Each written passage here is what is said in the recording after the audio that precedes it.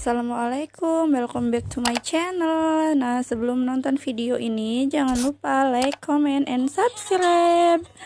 Nah, di sini aku mau menceritakan tentang pengalaman aku dalam merawat kucing yang sedang sekarat atau yang mau mati ya guys. Jadi ini namanya Cimol. Cimol ini pernah sakit hampir 1 minggu nggak mau makan. Nah, tiba-tiba si ayah ngasih saran buat ngasih air kelapa hijau. Nah, nanti aku kasih video yang lagi sekaratnya itu ya guys. Nah, jadi ini video waktu si Cimol sedang sekarat atau mau mati ya guys.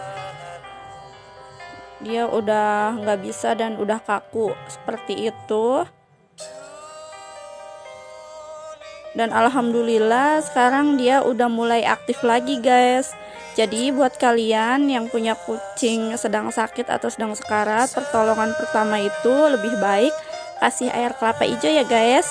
Oke, sampai ketemu lagi di video selanjutnya. Bye bye.